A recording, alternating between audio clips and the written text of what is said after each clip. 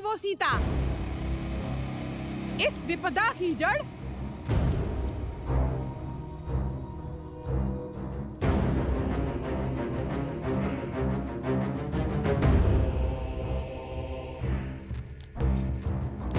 आज तुम्हें मारकर राक्षस कुल पे आई इस विपदा को सदा के लिए समाप्त कर दूंगी।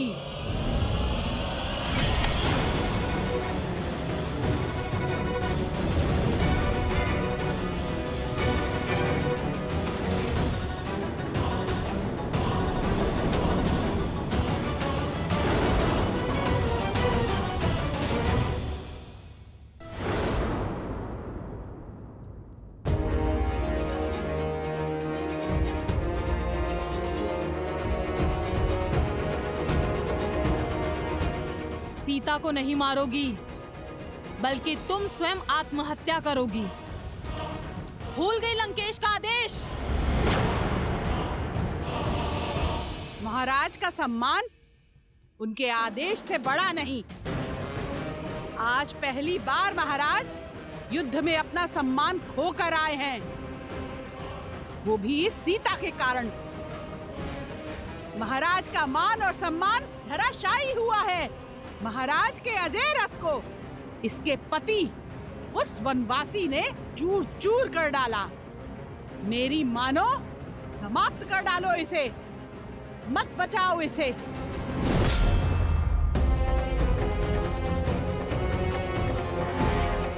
इसे नहीं, तुम्हें बचा रही हूं। अगर इसे कुछ हुआ तो लंकेश तुम्हारी हत्या कर देंगे। समझ नहीं आता तुम्हें? क्षमा कर दीजिए, क्रोध में अपना कर्तव्य भूल गई। मन में क्रोध को नहीं, प्रेम को स्थान दो। क्योंकि जब मेरे श्री राम लंका पर विजय पताका लहराएंगे, तब तुम्हारी आंखों में केवल क्षमा की आस होगी। समय रहते पश्चाताप कर लो, तर जाओगी। मूर्ख हो या फिर भोली, ऐसा कभी नहीं होगा। संसार में अगर भय है तो सिर्फ लंकेश का, वर्चस्व है तो सिर्फ इंद्रजीत और कुंभकर्ण जैसे वीरों का। तुम चाहे जितना टालने का प्रयास करो, श्री राम का अंत निकट है। टाल तो तुम रही हो विधि के विधान को, धर्म और न्याय की पुकार को। क्योंकि इस युद्ध में अंतिम विजय धर्म की ही होगी, मेरे श्री राम की ही होगी। और उन्हें ना तुम्हारा अंधविश्वास रोक पाएगा और ना ही तुम्हारे लंकेश का अहंकार।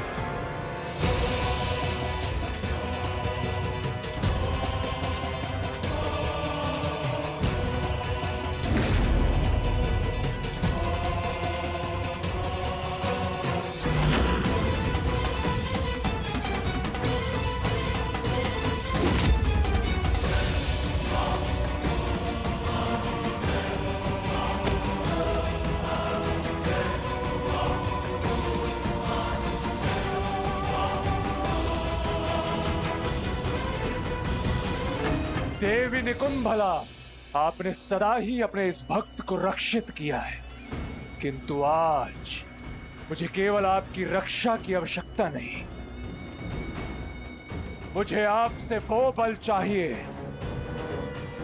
जिससे मेरे शत्रु की रक्षा कोई भी ना कर पाए, और उसके लिए मुझे आपके पिशाचों की सेना की आवश्यकता है देवी।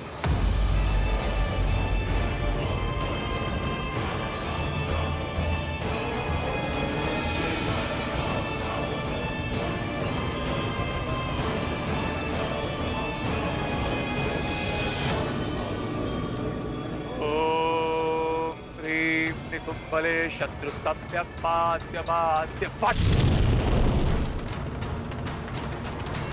ओम ह्रीं निकुंभले सर्वशत्रुस्तंभ्य बाद्य बाद्य फट।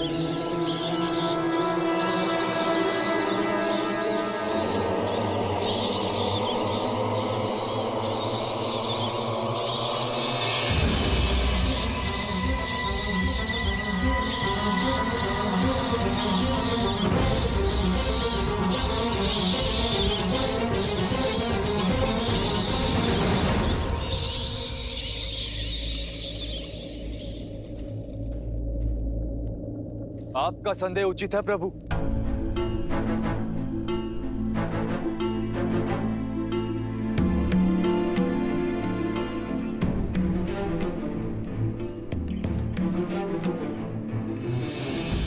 दशानन ना अपमान फूलते और ना ही प्रतिशोध। और आज उनके पास दोनों ही कारण हैं। आपसे हार कर लौटे और इंद्रजीत घायल है। ऐसे में ये मौन आने वाले बवंडर का संकेत। मेरा अनुभव कहता है कि दशानन शांत नहीं बैठेंगे। अंधकार का लाभ उठाकर रात्रि में माया युद्ध का शंखनाद करेंगे।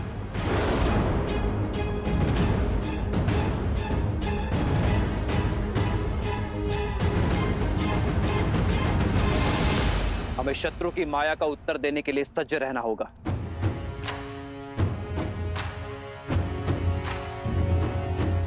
बताइए विभीषण, हमारी सेना को सतर्क कीजिए। राक्षस रात्रि के अंधकार में क्या क्या माया खेल खेलते हैं।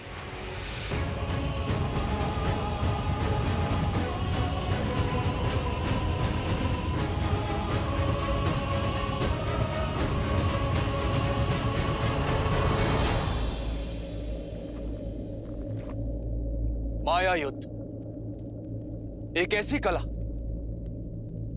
जो आप सबकी सोच से भी अधिक भयावह है। अब तक आपने युद्ध भूमि में जो भी देखा वो केवल एक प्रस्तावना थी। माया का महाग्रंथ बहुत बड़ा है। माया के प्रयोग से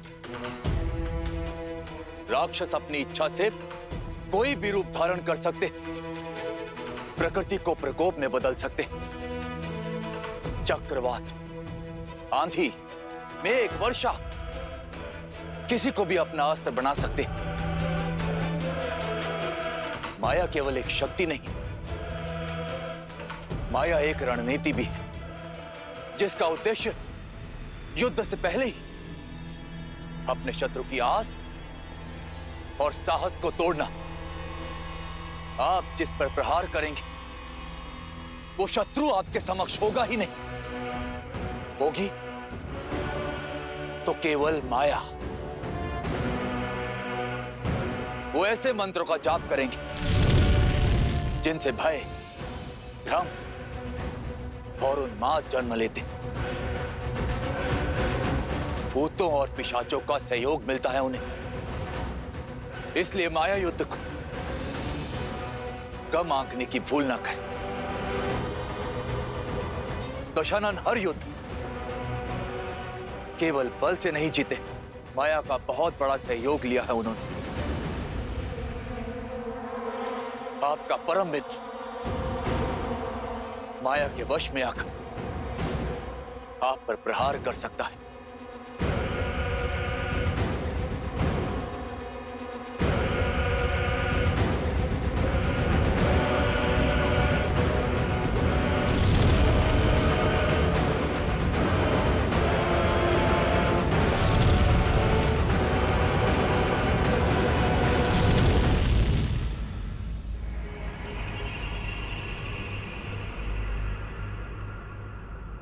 जैसा विभीषण ने बताया, राक्षस रात्रि में अधिक शक्तिशाली है,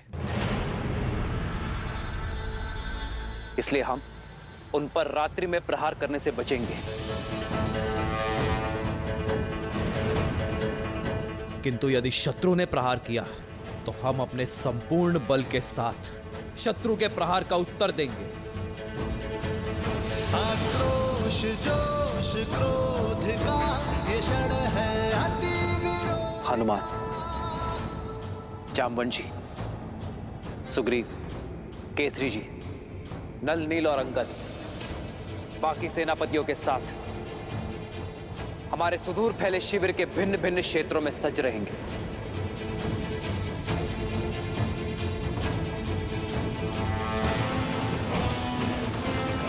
और मैं सेना में सबसे आगे ऐसे स्थान पर रहूंगा जहां आवश्यकता पड़ने पर हर टुकड़ी तक मेरी पहुंच हो।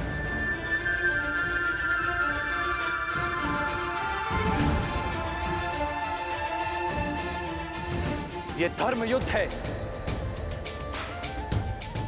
इसलिए कठिन होना सहज है, पर अंततः विजय हमारी होगी।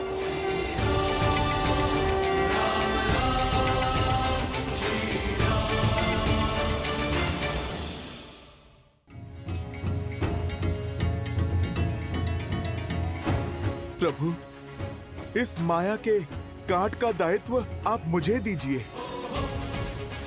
मुझे हनुमान के बल पर पूरा विश्वास है कि वो हमारी माया से रक्षा अवश्य करेंगे,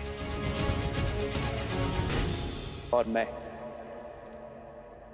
माया के सबसे बड़े सहायक अंधकार से लड़ने का दायित्व अपने सर लेता हूं।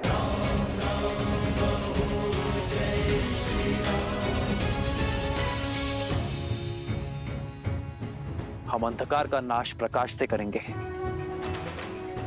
पावन अग्नि को प्रज्वलित करेंगे, अपवित्रता का सर्वनाश करेंगे।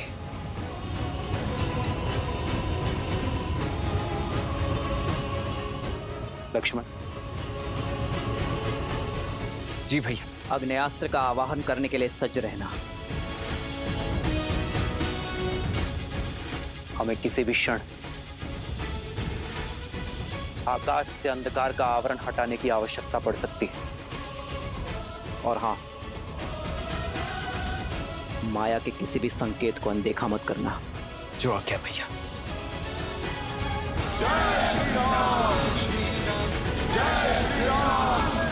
स्वामी, यही कहना चाहती हो ना कि यह युद्ध मेरी लंका का, मेरे राक्षस कुल का सर्वनाश कर देगा, कि वो वनवासी एक नर नहीं, स्वयं नारायण है। जब आपने हमारे पुत्र को युद्ध के लिए भेज ही दिया है, तो मेरे मना करने का क्या लाभ? उचित है, मेरे पति का युद्ध भूमि में अपमान हुआ है, और ये मुझे भी कदापि स्वीकार नहीं। आपको इसका उत्तर अवश्य देना चाहिए।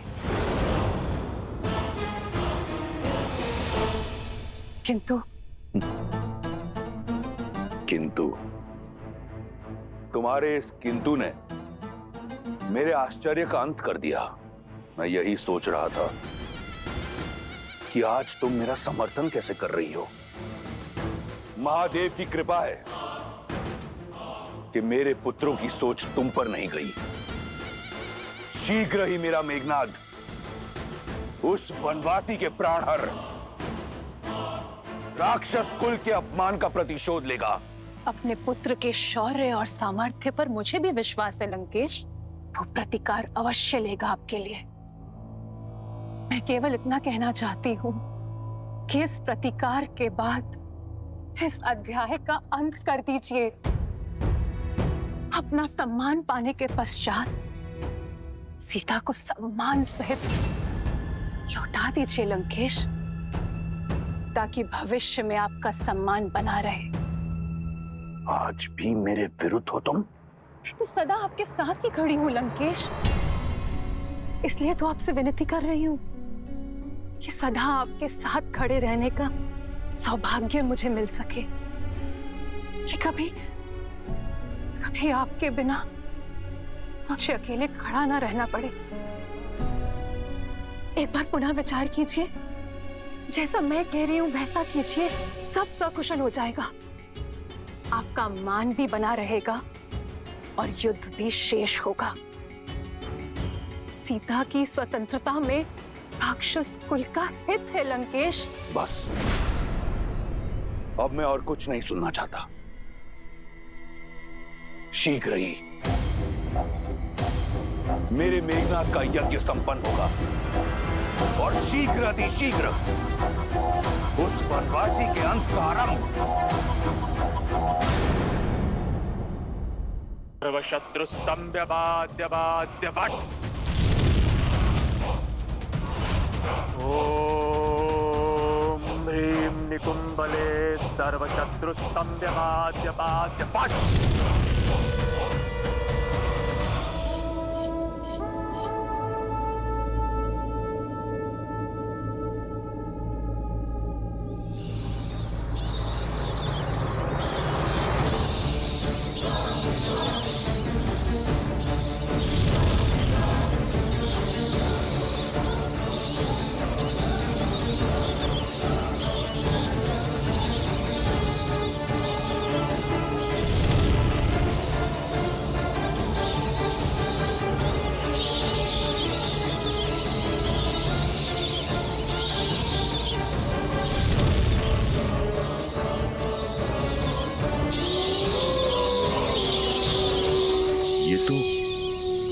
सियारों के रुझान की आवाज है।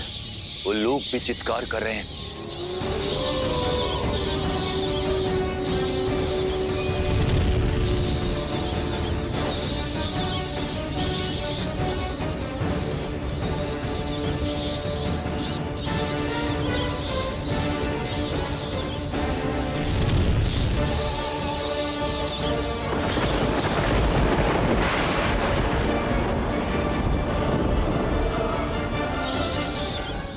आसपास मंडराना, इतने सारे अपशकुनों का एक साथ होना, ये कोई संकेत है?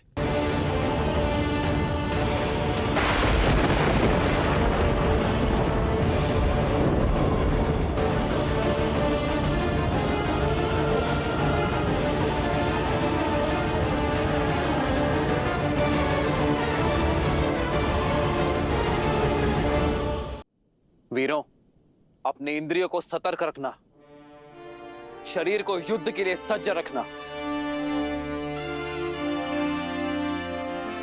बस भयभीत ना होना। सर्व पिशाचगण, देवी निकुंभला के आशीर्वाद से मैं मेघनाद आप सभी का आह्वान करता।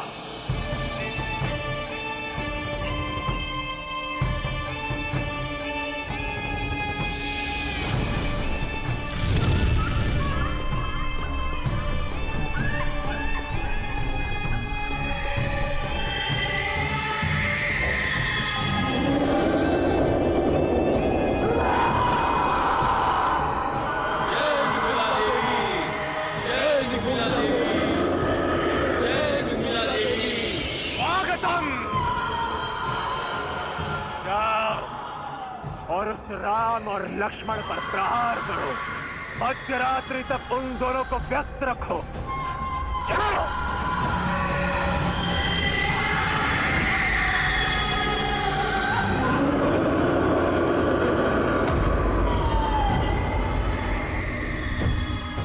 पिशाचों की सेना नहीं, उस वनवासी और उन मरकटों के मृत्यु के दूत हैं। ये उनकी ध्वनि नहीं, मेरी जीत का शंखनाद है।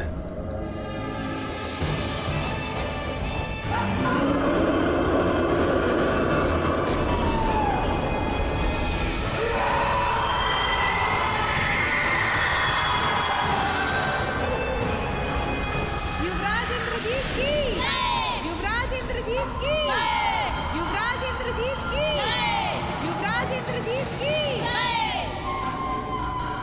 आज की रात्रि लंकेश के शत्रुओं की काल की रात्रि होगी। सीता, देखो इन पिशाचों को।